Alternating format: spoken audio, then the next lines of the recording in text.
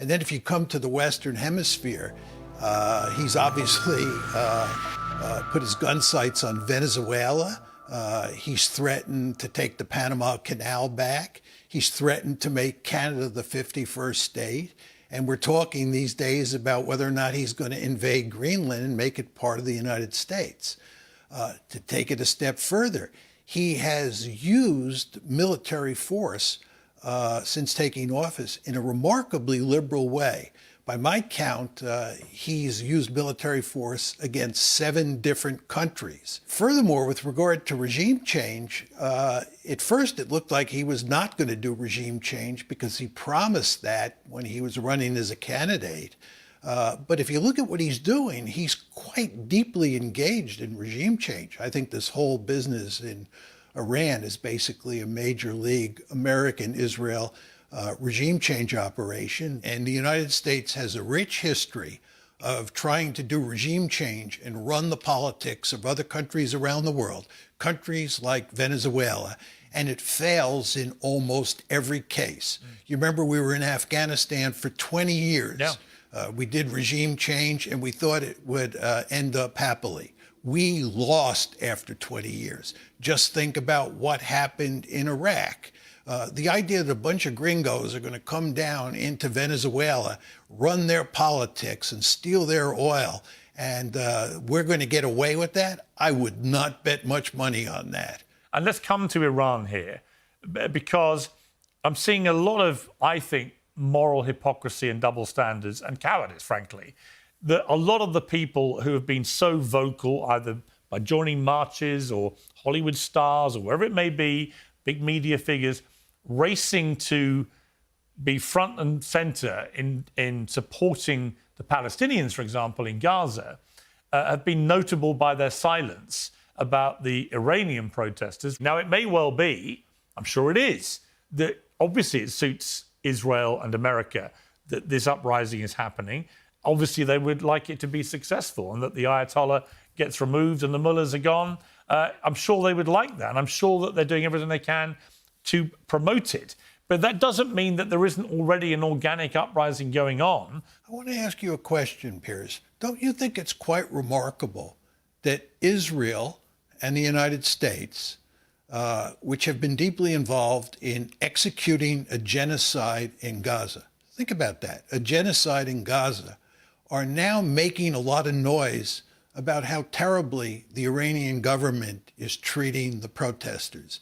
Isn't this remarkable hypocrisy in your mind? Well, they're very different circumstances, because what you have in Iran is That's Iranian. for sure. That's for sure. Well, they are different circumstances, aren't they? In Iran, you have an uprising not dissimilar to what we've just seen in Syria, actually, which ended up toppling Assad very quickly. I'm shocked at your rhetoric. In the past, when we have talked, you have readily recognized that the Israelis are committing genocide in Gaza. I've never said that. Period. I've never said Furthermore, that. I've never said that.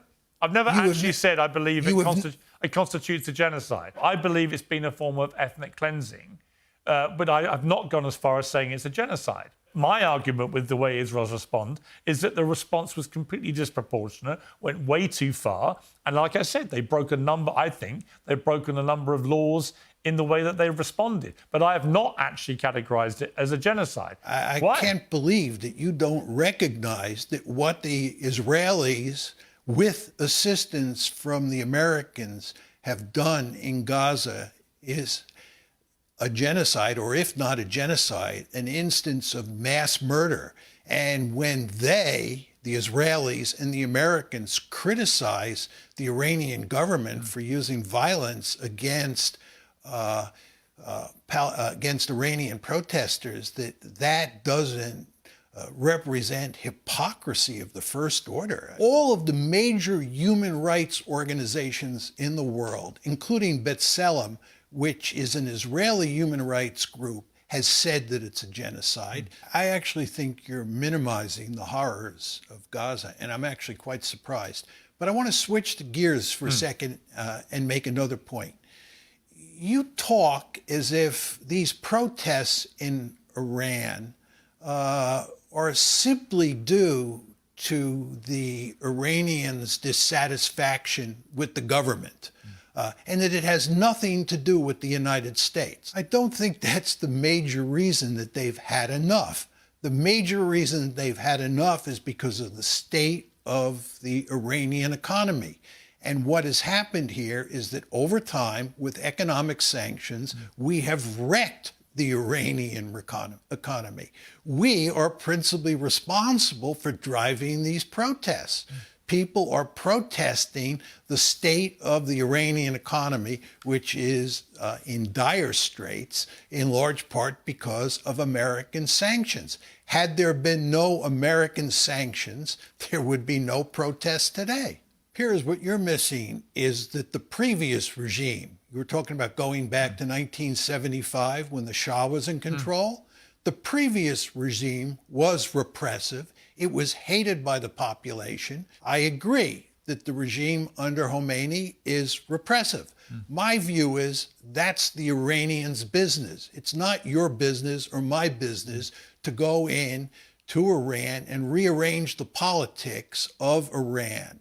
I believe in sovereignty. I don't like the idea of countries coming into the United States and interfering in our politics, and I'm sure you as a Brit don't want other countries interfering in British politics. But the idea that a country like Iran, which is no threat to the United States, or a country like Venezuela, which is no threat to the United States. Iran is no threat to the United States. No, it's not. In the argument that they're not a threat to the United States, they're a threat to Israel. And because we're joined at the hip with Israel, anything that's a threat to Israel is a threat to the United States. I don't buy that argument. I'm an American firster. I care about the U.S. national interest. And it is not in our national interest to have this conflictual relationship with Iran. And if it weren't for the fact that the Israelis have so much power in the United States and insist that we keep Iran as an adversary, we would otherwise have good relations with the Iranians. آنچه در مورد ما میگویند